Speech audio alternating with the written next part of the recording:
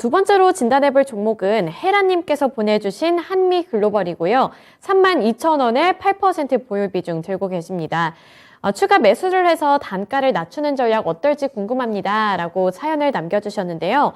32,000원 그리고 지금은 29,150원. 이 안에 갭 차이가 조금 있는데 추가 매수를 해서 단가 낮추는 거 괜찮은 전략일지도 궁금하고요.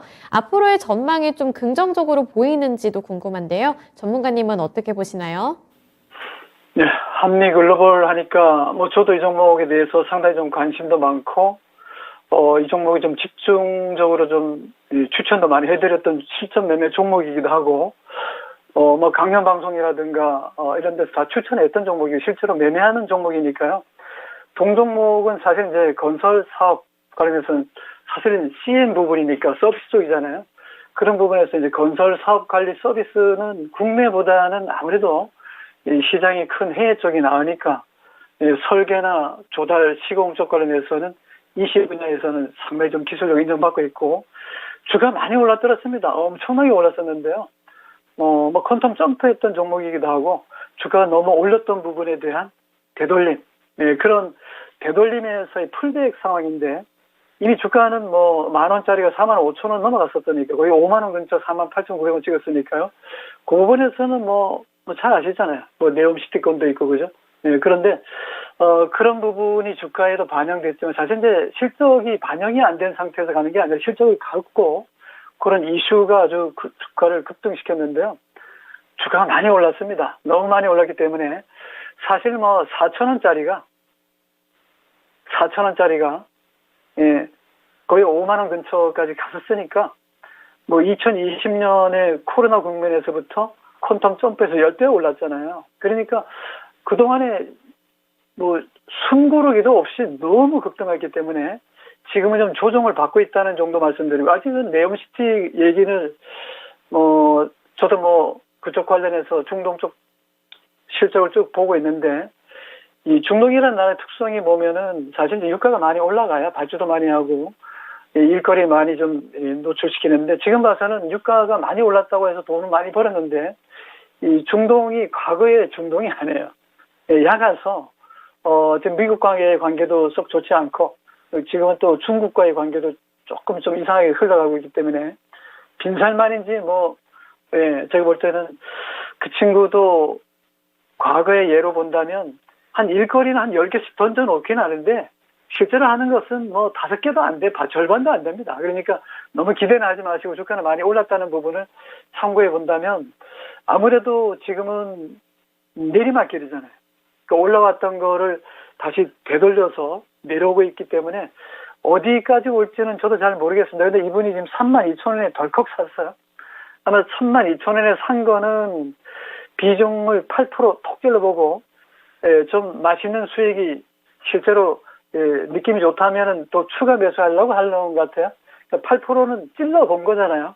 그래서 찔러봤는데 별로 신통치 않으면 빠져나오려고 기동력 있게 들어간 것 같은데 지금은 내리막길이지 올라가는 길은 아닌 것 같습니다. 그래서 이 아래쪽 자리를 일단 잡아드리고 주식은 그렇잖아요. 일단 저항대와 지지대를 잘 보셔야 돼요. 들어가는 것은 아무 문제 없습니다. 매일 사고 팔고 하는 거니까. 네, 동종목에서는 펀더멘탈은 문제가 없고 업황에 대해서 아까 말씀드린 네옴시티건 관련해서 기대감은 있는데 당장 발주해 주는 건 아니잖아요. 시간이 좀 필요한 거고 일단은 주가는 올랐던 부분에 대한 되돌림이 나와서 50% 정도 빠져있는 상태이기 때문에 50% 이상 빠졌죠. 그래서 아래쪽이 좀 얇아요. 지지대가. 그래서 25,000원 라인은 기술적으로 봤을 때는 일봉선상에 요 자리 그죠? 여기 까만 선 보이죠? 요 자리가 아무래도 제가 볼 때는 좀 불안시럽니다. 하방문이 단단한 지지대가 만들어지고 거래가 이렇게 8월과 9월 달처럼 이격이 벌어지면서 막 쌓여있는 이런 자리라면은 제가 적극 매수라고 말씀드리겠는데요. 아직은 불안한 자리이기 때문에 이 자리 지지 여부를 잘 보셔야 돼요. 그래서 8%니까 29,000원이라면 지금 10% 정도 손실 나 있잖아요. 수수료 재비용해서 아무래도 손절이라든가 이런 것도 좀 고민해야 되고 단가를 낮춘다는 얘기는 뭡니까?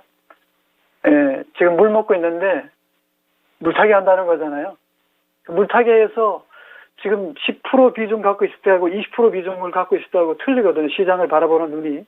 근데 저는 올라가는 종목을 쫓아가면서 사는 것은 좋아하는데 떨어지는 거 자꾸 물타는 거는 잠수한다는 거잖아요. 얼마나 힘들겠습니까? 예, 그리고 뭐 장기 투자한다고 자꾸 빠지는 거 묻어두고 얼마나 힘들어요.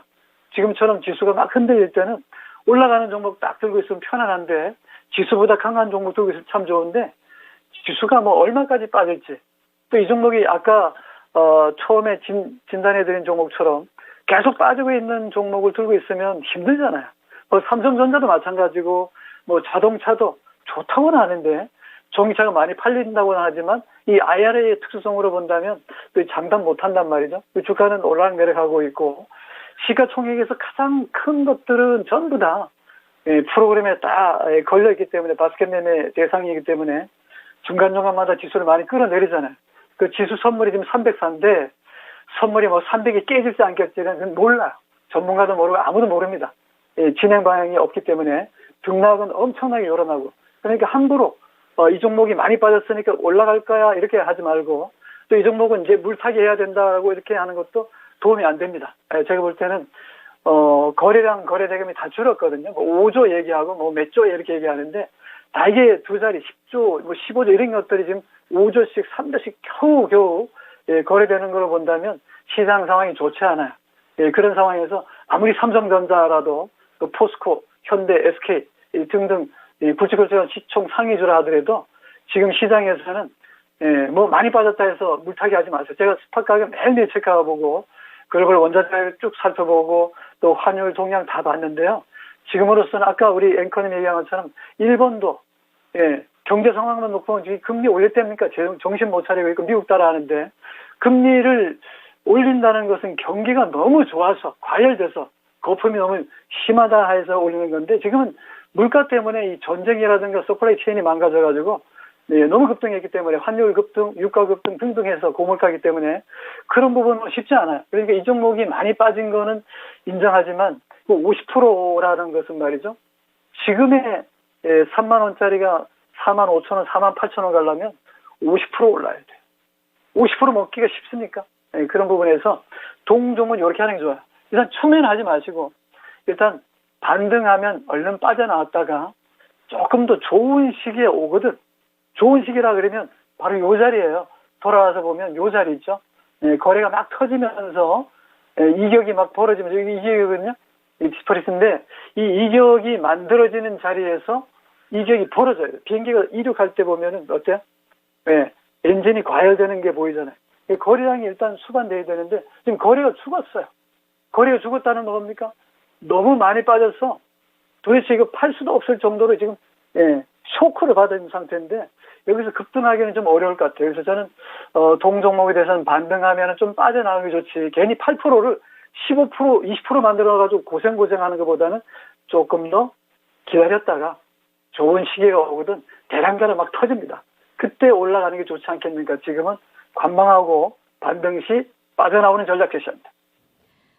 네, 관망을 하다가 반등 시 매도하자 이렇게 요점을 정리해 주셨습니다.